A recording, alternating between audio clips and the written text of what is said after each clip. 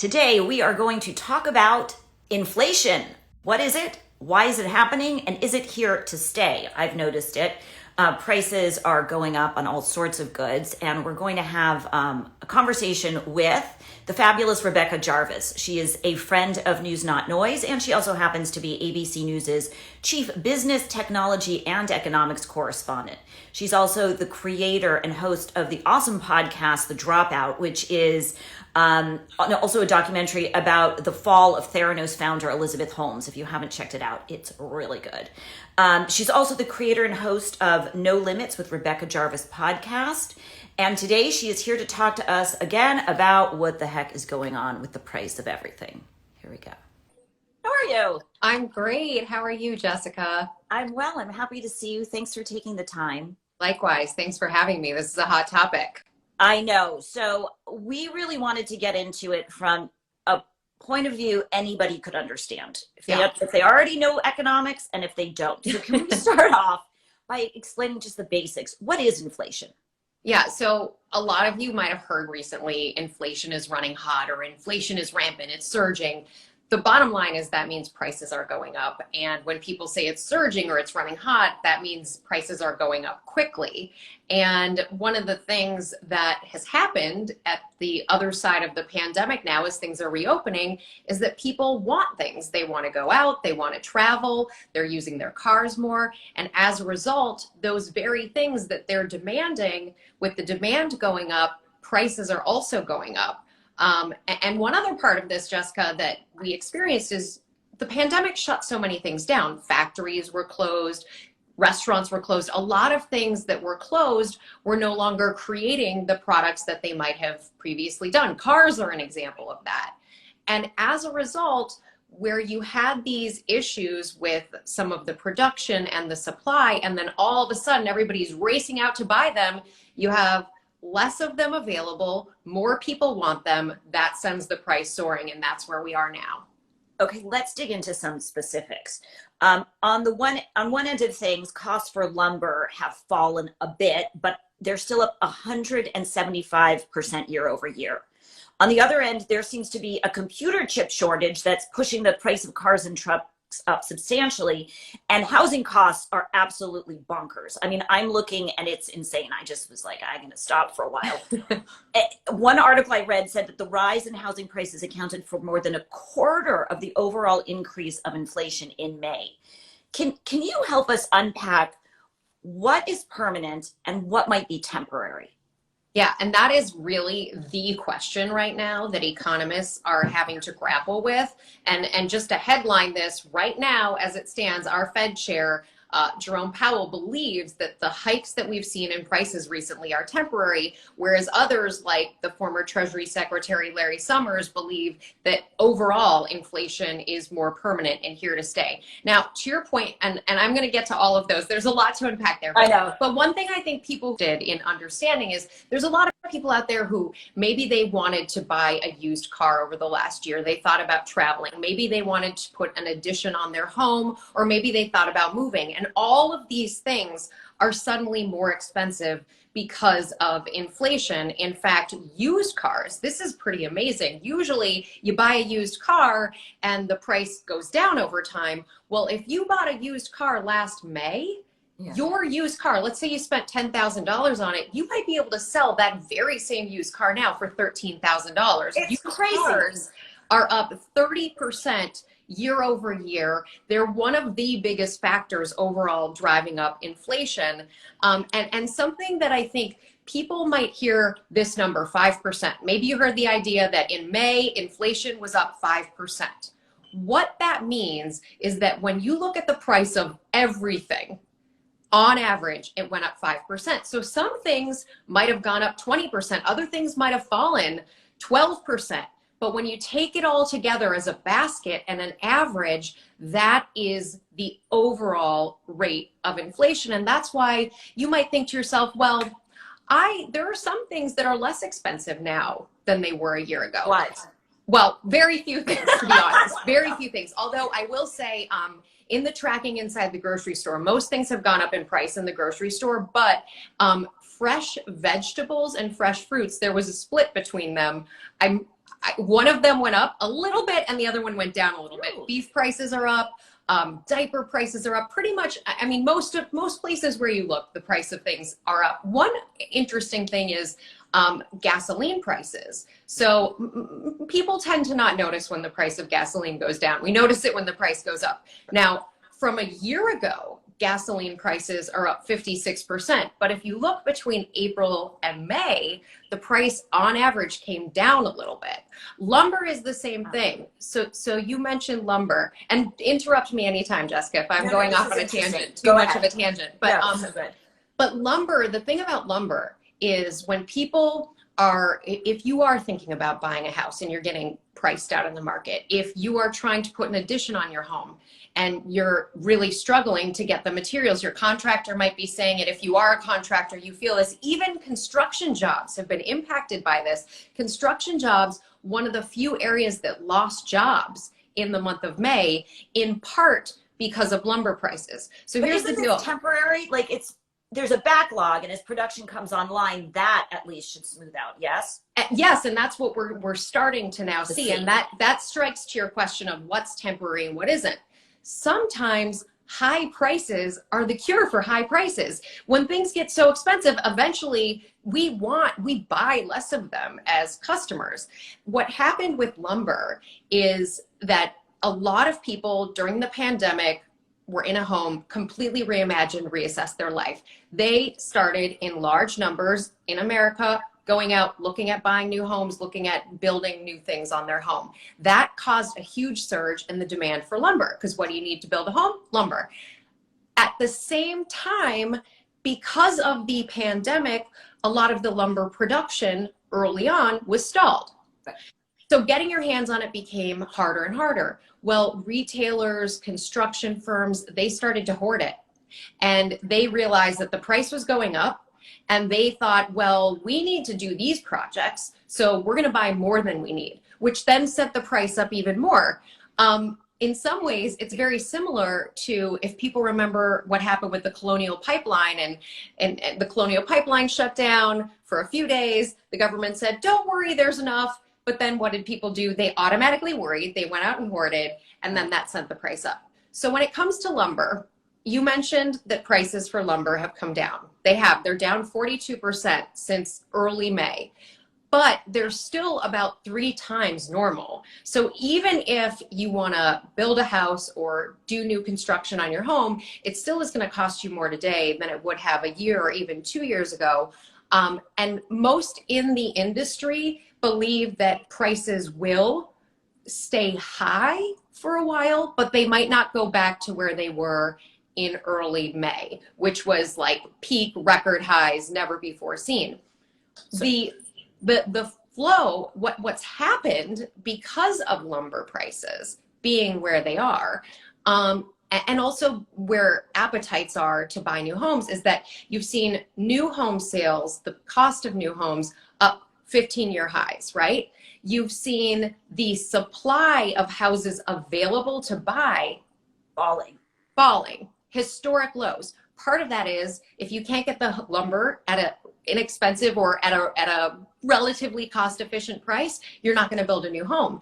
And what some builders have even been doing is they're filling lots with the foundation. They're laying the concrete, but they're not putting the wood up yet because they are waiting for wood that cost to come down. It does seem like there's going to be a cliff when all of a sudden lumber will come back online, and then the prices are the Fed is going to have to raise rates a tiny bit at some point.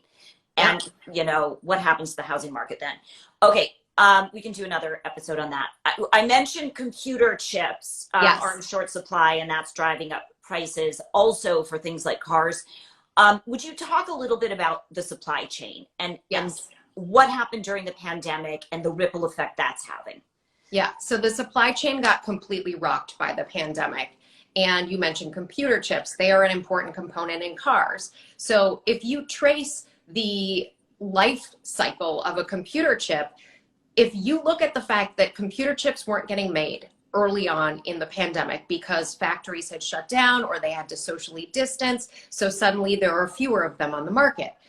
all these people decide, just kind of like homes, I want a car because I want to be able to drive. Maybe I'm not taking an airplane, so a car, maybe even a used car, is the way I'm going to travel. Well, suddenly there's this big increase in demand for a thing, and that happened across the board. It happened to toilet paper. We saw it early on in the pandemic.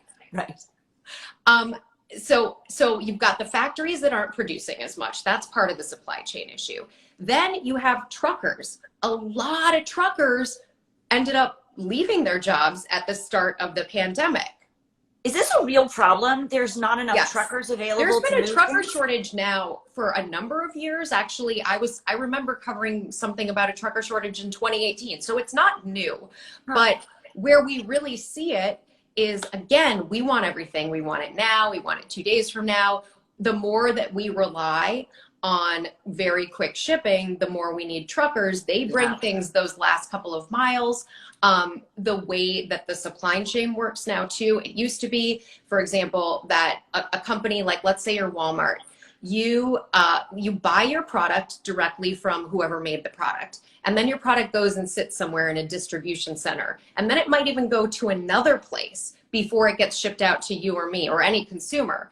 Well, the pandemic also changed that, as has some of the faster ship models, because instead of taking it all the way from that initial place to a distribution stop to the next place, they're saying, how do we get it from point A to you in one fell swoop? And that also is truckers. If you have to be able to move it, and when there aren't as many truckers to move those products, and we all want our products tomorrow or in 12 minutes, it makes it harder and harder. So it sounds like there's two parts to the supply chain. The part that was related to factories shutting down or slowing down during the pandemic, that's a temporary hiccup. That can come back online at full speed in short order. This trucker thing seems like a more structural challenge that's going to be harder to solve. Yeah, and you raise such an important point here, and that is the labor shortage that we are now facing, which is a big part. When people say, is inflation temporary or is it a more long-term issue? What they're really thinking about when they think it might be long-term is what has happened to the supply of workers in the US and even around the globe. Let's talk about that, because we keep hearing that that unemployment is low, but we cannot find, a lot of businesses are having trouble finding people to take the jobs. Mm-hmm. Now, some of this, if you get into the politics of it, some people say this has to do with unemployment checks, and when unemployment stops, more people will enter the labor market. Would you just address what is driving these sort of the hesitancy for people to take some of these jobs? And is it sort of economically sound to argue that when unemployment goes away in the same way, we'll find more workers? Most economists do believe that when enhanced unemployment benefits expire, there will be new people who come to the workforce who look for jobs, especially if you look at the entry-level jobs that, restaurant workers, retail workers. And another aspect of this is childcare. If you have children and you are looking, the world of jobs available to you do not allow you to be remote. You have to be in person, and your children aren't in school. Childcare is an issue. So is caring for a sick loved one. A lot of these issues, we will really see to what degree they're playing a role by September, when school is back largely in person, when the enhanced unemployment benefits have run out, and people start to look again. I also think, and I've talked to economists, and it's harder to measure what I'm about to say, but there has been a psychological change in the workforce. Now, even if you're working, and you can see this also in some of the most recent data around job openings and people quitting. So the pandemic, in addition to shaping whether we wanted a car or a house, if you had the ability to pay for something like that, it also completely reshaped and made us all reimagine what our lives are like. What do we spend our time doing? And you see that reflected in the quit rate. 4 million people quit their jobs I've voluntarily. Never heard of a quit rate. Yeah, there's quit Is rate. that a technical term? Maybe. I mean, but it's actually, it's reflected in the last JOLTS report from the Department of Labor. So that report showed 9.3 million job openings, more job openings than in the history of the survey, which goes back to 2000. It also showed 4 million people voluntarily quit, which is a sign of a very healthy jobs market, which means people feel confident. If I quit voluntarily, I can find another job. Yeah. So that whole reimagining of things has really shaped how the people who might have been out of work, how they're thinking about going back to work. They might not be thinking of going back to the same job that they left before. In fact, I talk to a lot of people, and many who are still out of work have told me that they just see themselves doing something different and they're looking for that different thing. They might even need new skills. Are they expecting higher wages?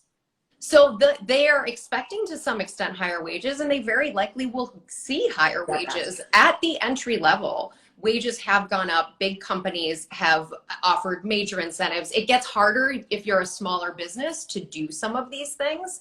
But on the question of inflation, this is the mismatch, because wages have come up, but they are not keeping up at this point with the degree of inflation we are seeing. Mm-hmm. And that's where inflation becomes an issue. If it lasts longer, if prices continue to climb and wages don't keep up, that makes it, especially if you're in the lower end of the income spectrum, it makes it much harder to put food on the table, to buy gasoline for your car. Do higher wages necessarily drive up inflation themselves? They can to some extent, but not in the same way that, for example, stimulus, when part of the issue with this as well is we've come out of a pandemic. There's also people have income, like all at once. Everybody is getting the stimulus check at once. And there's always this tug of war when you're looking at stimulus from the government. You don't want it to be such that it drives prices up so that everything gets $1,400 more expensive. Because then, like, what was the point of the $1,400? Wage growth does lend itself to inflation on some level, but the best, like the sweet spot, what we're looking for in the best case scenario is that Goldilocks economy, not too hot, not too cold, and that's 2% inflation year over year. So one of the levers the government has is interest rates. And when I talk to some economists about the fear of inflation, some of them just shrug and say, all they got to do is raise the rate and inflation's fallen. So they got plenty at their disposal. Would you explain this concept and the fact that Treasury Secretary Janet Yellen is not concerned about inflation? Is this part of the reason why? It is part of the reason why. So when it comes to money and chasing all the same things, so let's put it out there. Inflation can be more and more money chasing the same amount of products. So people have more money, they're going after the same things, those things go up in price. One way to decrease the amount of money is to increase interest rates. Why does that work that way? Because when you increase interest rates, you make it more expensive to borrow. Fewer people want to borrow, then there's just less money. When interest rates go higher, it's really simple to see this with housing prices, or rather the appetite to buy homes. When interest rates go up, the cost of owning a home is more expensive. It makes it less likely that you're going to want to own one. So the Fed can come out and hike interest rates if inflation gets higher. Where economists get really nervous is they go back to the 70s and the 80s, where you have what's called runaway inflation, which is like prices are just going up, up, up, up, up, and there's almost no way to control it. And the Fed, in turn, has to hike interest rates to 5, 10, 15%. And anybody who was around in the 70s and 80s knows, like, you didn't get a 3.5% 30-year fixed rate mortgage to buy a house. You had to spend 10 to 20% on your mortgage to own a home. People from my generation and younger have no recollection of that because we were born post that time. Are we at risk of that kind of inflation? Well, there are some economists who are concerned. It's a part of the calculus. Chicken Little? Well, they've been that way. They have felt concerned for a very, very long time.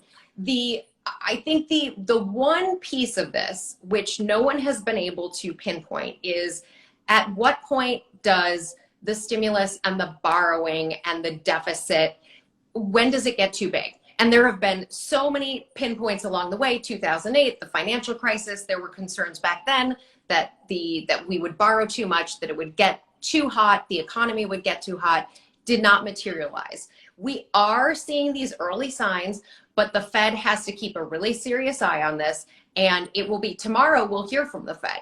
So we will hear exactly that at their meeting, we'll get their minutes and we'll understand exactly where their thinking is on this. And how they're thinking about the future. The thing to watch for is what they say about interest rates, especially. Yes, exactly. Whether they increase or they won't decrease, interest rates are 0% effectively. But yeah. So what can people do to protect themselves? How should they think about being financially wise right now? I think the point here is always taking the long view. When you are reactionary, when you go out and hoard, like some people did when the Colonial Pipeline had a temporary shutdown, people who went out and bought, $4 or $5 a gallon gasoline, they would have been proven wrong within a couple of days. Thinking about life in the long run, putting money into the 401k, as boring as that is, it's part of the process. If you own something, not feeling compelled immediately to upgrade it, for example, with lumber prices going up, there were people who would ask me, well, should I put my house on the market? Traditionally, you have to do some upgrades.